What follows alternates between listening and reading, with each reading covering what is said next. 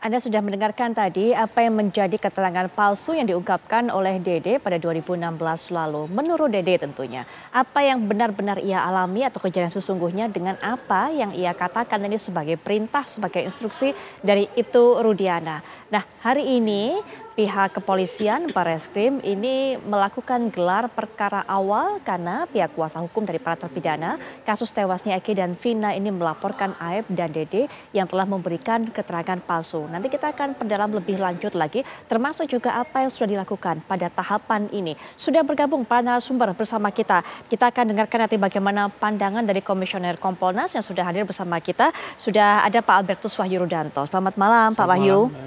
Baik, kemudian kita juga akan melihat kasus ini dari sudut pandang hukum pidana. Bagaimana perkembangannya sejauh ini? Pak Kudri Sitompul juga akan memberikan pandangannya untuk kita. Assalamualaikum warahmatullahi wabarakatuh. Malam Pak Kudri. Waalaikumsalam, selamat malam Mbak Putri dan pemirsa. Baik, dan juga sudah terhubung kita dengan kuasa hukum dari para terpidana kasus ini. Sudah ada Bang Ruli Panggabean.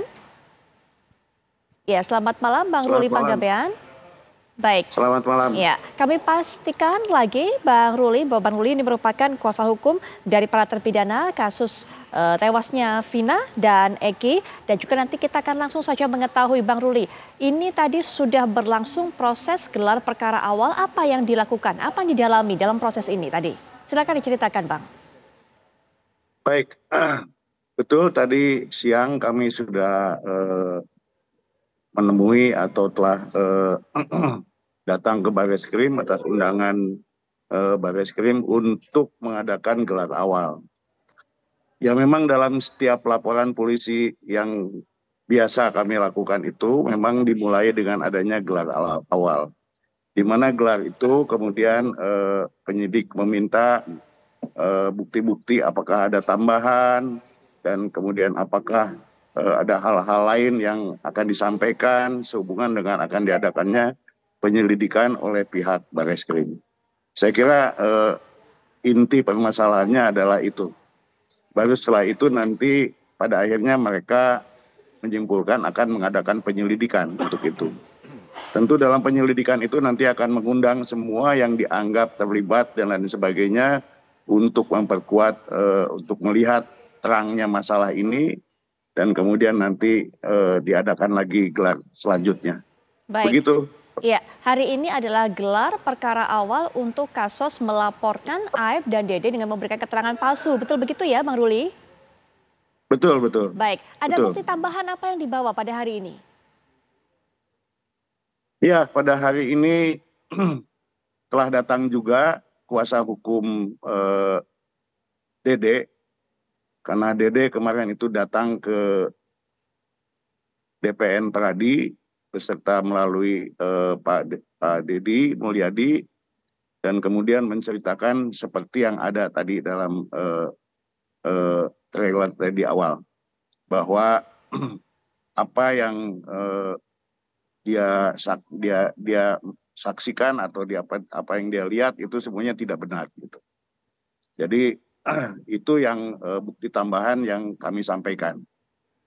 Baik, Pak Kudri. Melalui kuasa hukumnya. Baik, melalui kuasa hukumnya. Baik, Pak Kudri tadi kita sudah dengarkan bagian pernyataan disampaikan pihak Barreskrim yang mengatakan tidak ada gelar perkara ulang. Ini merupakan gelar perkara awal. Padahal sebelumnya sempat ada keterangan dari pihak kepolisian menyatakan gelar perkara ulang. Apa sebenarnya perbedaan dari dua hal ini? Ini gelar perkara untuk laporan yang diajukan oleh para terpidana terhadap Dede karena Dede dianggap telah memberikan keterangan palsu. Jadi ini bukan gelar perkara pokoknya, bukan, ini perkara baru. Ini karena dilaporkannya Dede, jadi bukan perkara yang lalu. Nah ini kan di dalam proses kepolisian itu ya, ini kan baru tahap penyelidikan, bukan penyidikan. Nah di dalam peraturan kepala kepolisian ya di dalam untuk laporan polisi untuk perkara-perkara yang dinilai sulit pembuktiannya atau komplikasinya banyak atau melibatkan kepentingan umum, maka sebelum mereka didengar pelapor ya yang lapor belum tentu pelapornya, bisa aja laporan polisi yang ini. Ya. Nanti yang dianggap korban lah, pelapor ini ya, prinsipalnya itu akan didengar keterangannya di BAP itu ya. Nah, sebelum sebelum BAP mereka itu namanya adalah tanya jawab, ya kan? Karena ini penyelidikan. Kalau penyidikan dia berita acara pemeriksaan. Nah, ini karena penyelidikan itu adalah wawancara ini. Jadi kalau kita dengar bahwa dari Dir Krim Mabes ini Bareskrim ini bahwa akan penyelidikan, artinya bahwa perkara ini memang sulit. Ya kita tahu memang ini perkara sulit karena udah 8 tahun dan komplikasinya begitu banyak. Nah, jadi ini adalah untuk laporan 8, saya nggak tahu apakah 8 atau berapa terhadap Dede gitu loh. Nah, mesti diingat bahwa Dede itu tidak pernah memberikan keterangan di muka pengadilan. Nah, dia hanya dibacakan berita acara pemeriksaannya. Nah, kalau dilaporkan memberikan keterangan palsu, tentu kurang lebih itu pasalnya 242 KUHP. Ya kan? Memberikan keterangan palsu ya di bawah sumpah di depan hakim di pengadilan. Artinya keterangan palsu hanya bisa diberikan saat ia dihadirkan di pengadilan. Di pengadilan dan di bawah sumpah. Kalau hanya pada saat diminta pada BAP apa namanya? Dalam fakta ini, ya kan, Dede itu kan tidak dihadirkan di pengadilan dan dia tidak disumpah.